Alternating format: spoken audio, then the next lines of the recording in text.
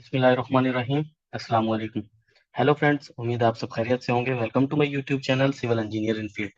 Last video में QC QA और QC से इंजीनियर से रिलेटेड मैंने आपके साथ कुछ इंफॉर्मेशन शेयर की थी कि उनकी रिस्पॉन्सिबिलिटीज क्या हैं। उसके बाद हमने ये भी देखा था कि उसके अंदर जो क्यूसी है उसके अंदर कुछ टर्म्स हैं, इंपॉर्टेंट टर्म्स वगैरह जो सिविल रिलेटेड फील्ड के अंदर यूज होती हैं, उनके बारे में भी हमने देखा। उसके अलावा एट द एंड हमने जॉब्स के बारे में भी देखा कि सऊदी अरबिया में क्यूसी की जॉब्स किस तरह है। आज मैं आपके सामने एक मेरे मुझे एक डॉक्यूमेंट रिसीव हुआ है, और ये डॉक्यूमेंट जिसने इसको क्रिएट किया है सारा क्रेडिट उसको जाता है। बट मैं आपके साथ ये डॉक्यूमेंट शेयर करूंगा, और अगर किसी को ये डॉक्यूमेंट मुझसे चाहिए या इससे रिलेटेड डॉक्यूमेंट्स चाहिए कोई स्टडी करने के लिए, तो वो मुझसे कांटेक्ट कर सकता है। ऑलरेडी मेरा मोबाइल नंबर वगैरह गिवन है, आप मुझसे कांटेक्ट करके ये डॉक्यूमेंट्स ले सकते हैं। सो चलिए देखते हैं। इसके अंदर है responsibilities of Q A Q C civil inspector, और उसके बाद इसी के अंदर जो है क्वेश्चन आंसर हैं कि साइट से रिलेटेड ना। तो चलिए हम चेक करते हैं। वो कहता है कि रिस्पॉन्सिबिलिटीज क्या हैं। Check and review the plan and specification for a proper construction and quality implementations at your job site. QA QC जो सिविल इंस्पेक्टर होगा साइट के ऊपर, जो QA QC होगा, उसकी क्या रिस्पॉन्सिबिलिटीज हैं कि वो प्लान को और जो कंस्ट्रक्शन हो रही है उसकी स्पेसिफिकेशंस को प्रॉपरली पहले रिव्यू करेगा, ड्राइंग्स को रिव्यू करेगा, चेक करेगा कि मिनिमम क्या रिक्वायरमेंट्स हैं, क्वालिटी की मिनिमम क्या रिक्वायरमेंट्स हैं, उनको रिव्यू करेगा, चेक करेगा। उसके बाद जॉब के ऊपर क्वालिटी की उन चीज़ों को जाकर स्पेसिफिकेशंस को इम्प्लीमेंट करवाना जॉब साइट के ऊपर, ये रिस्पॉन्सिबिलिटी है क्यूए क्यूसी सिविल इंस्पेक्टर की। उसके बाद प्री इंस्पेक्शन करना। आपका अगर काम एक खत्म हो गया है, कोई एक्टिविटी है आपने इंस्टॉल की है, आपने फॉर्मक इंस्टॉल किया, आपने स्टील इंस्टॉल किया, आपने उसके अंदर कंक्रीट पोरिंग करनी है, उसके अलावा आपने कोई पडल्स वगैरह पाइप्स वगैरह कोई भी चीज इंस्टॉल की है, उसकी प्री इंस्पेक्शन करना, पहले खुद जाके इंस्पेक्ट करना उसको कि वो विद इन स्टैंडर्ड, जो हमें एक स्पेसिफिक क्वालिटी के स्टैंडर्ड है ड्राइंग्स के मुताबिक और जो स्पेसिफिकेशंस गिवन थी उनके मुताबिक उसमें लायक आ रही है या नहीं कर रही। उसके बाद जो है उसकी फाइनल इंस्पेक्शन कंडक्ट करना, उनके साथ जो ऑनर्स रिप्रेजेंटेटिव होंगे, मतलब वो इंजीनियर्स, वो क्वालिटी इंजीनियर्स जो हमारे क्लाइंट की तरफ से आएंगे, और उनके साथ फाइनल इंस्पेक्शन कंडक्ट करना। और ये सब कुछ होगा अगर आपका कोई कंक्रीट आइटम है तो कंक्रीट होने से पहले पहले, ठीक है। अगर कोई ब्लॉक वर्क है तो प्लास्टिंग से पहले पहले आपकी जिस तरह इंस्टॉलेशन हुई आपने देखना है उसके अंदर उसकी टेपिंग अच्छी से की गई है कि नहीं की गई, उसके अंदर दरमियान मिसाला डाला गया है कि नहीं डाला गया। ये सब चीजें जो है प्रायर होती हैं, पहले की जाती हैं, ठीक है।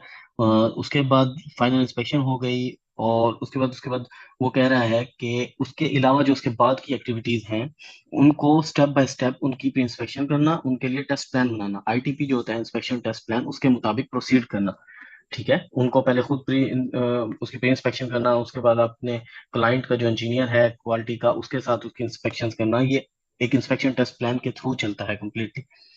और हमेशा जो साइट के ऊपर है क्वालिटी को कंट्रोल करने के लिए बार बार विजिट करना, और क्वालिटी को कंट्रोल करने के लिए मॉनिटर करना, सुपरवाइज करना ग्रुप्स को, ठीक है।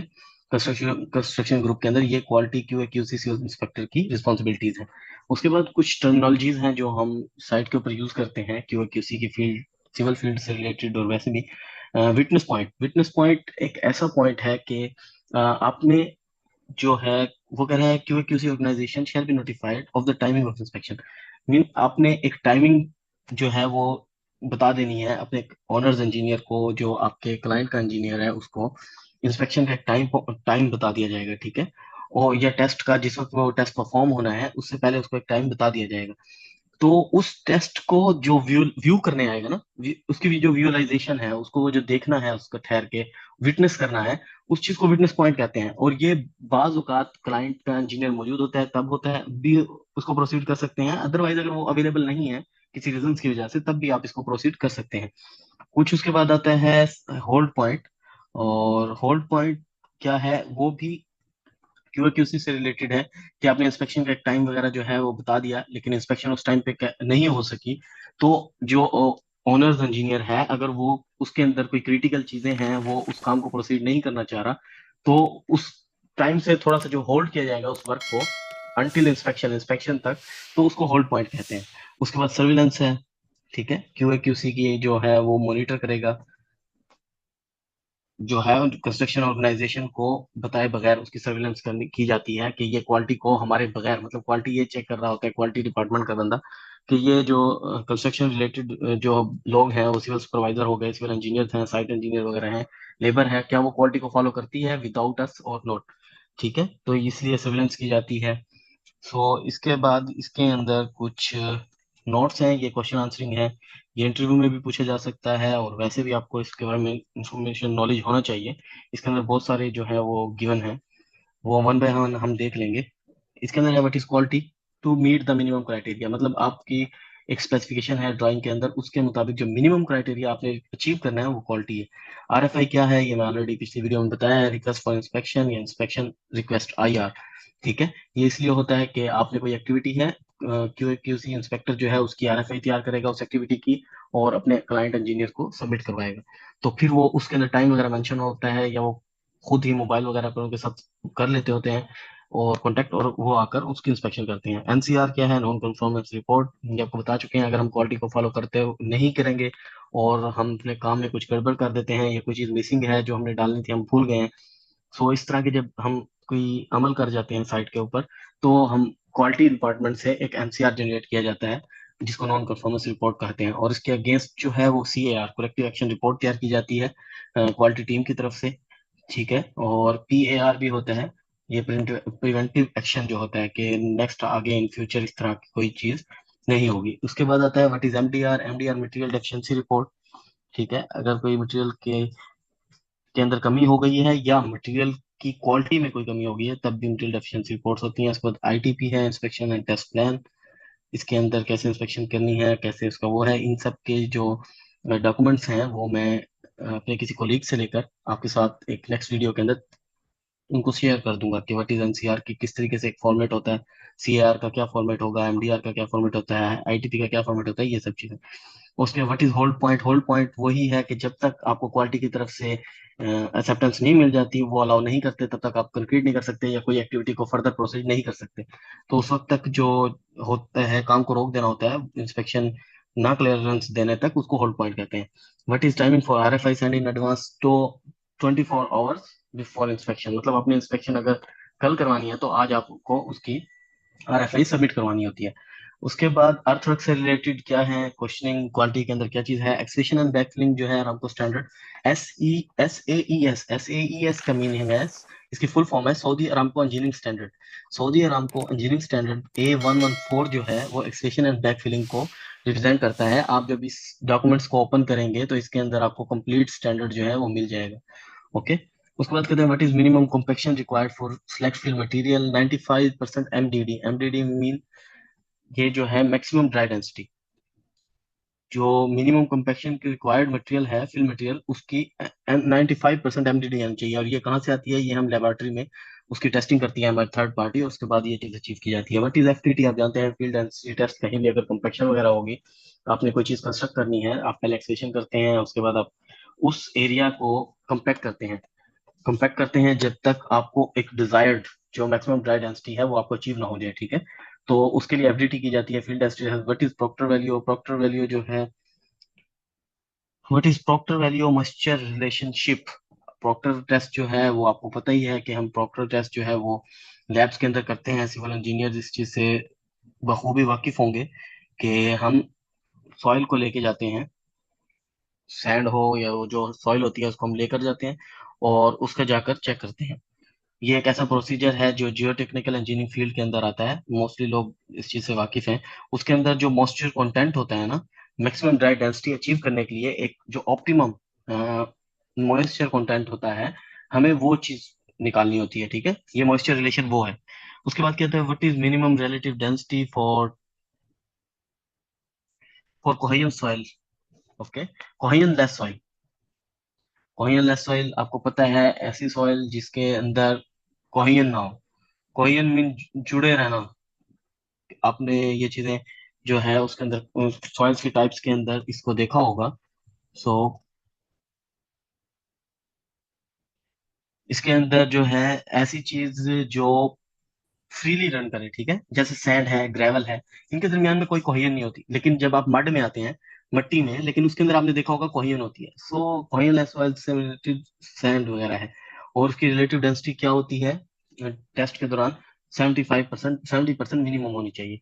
The depth of test hole shall not be greater than, ये एएसटीएम है, ठीक है, अमेरिकन स्टैंडर्ड है, 2922 इसको के मुताबिक 300 मिलीमीटर मीन 12 इंचज जब हम डेप्थ टेस्ट कर रहे हो, होल कट करते हैं, आपको पता है, ठीक है। तो उसकी जो डेप्थ है, मैं जो उसकी जो डेप्थ है वो मैक्सिमम 30 सेंटी होनी चाहिए, 12 इंच, इससे ज्यादा नहीं होनी चाहिए, ठीक है। मैक्सिमम 300 मिलीमीटर मतलब 30 सेंटी होना चाहिए। और what is the minimum dry density required for under heavy loads, जो अगर हमारा कोई हैवी लोड है बहुत ज्यादा स्ट्रक्चर का, तो उसके नीचे मिनिमम जो ड्राई डेंसिटी हमारी होनी चाहिए अचीवेबल एफडीटी में, वो 95% होनी चाहिए। इससे ऊपर होगा तो well and good, but minimum 95% हमें चाहिए होता है। जनरल फिल क्या है, और बहुत ज्यादा हो तब भी इशू आता है, वो कहते हैं यहाँ पे रॉक है या आपने स्टोन्स यूज किए हैं, तो वो लोकेशन चेंज करवा के उसको दोबारा शो किया जाता है। General fill material gravel sand and marl material maximum size, उसका मैक्सिमम साइज कितना होना चाहिए, ग्रेवल का 75 mm। ये भी सऊदी अरामको इंजीनियरिंग स्टैंडर्ड्स के अंदर मेंशन है, और डॉक्यूमेंट है A114। उसके बाद है select fill material gravel sand and marl material maximum size. अभी जनरल फिल जब होगी तो उसके अंदर मैक्सिमम होना चाहिए 75 mm। जब सिलेक्ट फिल होगा उसके अंदर आपको होना चाहिए 50 mm, उससे ज्यादा नहीं होना चाहिए। ओके। आगे है liquid limit for select fill material, maximum कितनी होनी चाहिए, आपको पता है liquid limit, plastic limit and plasticity index, ये तीनों टेस्ट भी हम परफॉर्म करते हैं लेबोरेटरी के अंदर। और सऊदी अरामको इंजीनियरिंग स्टैंडर्ड्स के मुताबिक 0 to 35% जो है वो मटेरियल की जो है ना मैक्सिमम लिक्विड लिमिट होनी चाहिए, और प्लास्टिसिटी इंडेक्स जो है वो फिल मटेरियल की मैक्सिमम होनी चाहिए 0 से 12%, इनके इन बिटवीन, इससे ज्यादा नहीं। और प्लास्टिसिटी जो इंडेक्स है, test for select fill material is not required if material has less than 15% fine particles। Okay. Mean अगर आप जब टेस्ट परफॉर्म कर रहे हैं और टेस्ट परफॉर्म करने के दौरान आप उसको सीव से पास कराते हैं, 200 की सीव से जब आप उसको पास कराएंगे, अगर आपका जो मटेरियल है फिल मटेरियल, ठीक है, फिल मटेरियल अगर 15% से कम है, तो मटेरियल जो है has less than 15% fine, fine जो उसके अंदर मटेरियल है वो लेस देन 15% है, तो उसके बाद हमें उसके लिए प्लास्टिसिटी इंडेक्स टेस्ट की रिक्वायरमेंट नहीं होती, उसके लिए हमें रिक्वायर नहीं होता। और ये भी सऊदी इंजीनियरिंग आरामको स्टैंडर्ड के मुताबिक है। ओके। ये 0 से 20%। और इसके अंदर जो लिखा हुआ है not less than 15%। Okay. Fill material shall be placed in lift not exceeding in loose depth, जो हमारा फिल मटेरियल होता है, वेट फॉर अ सेक,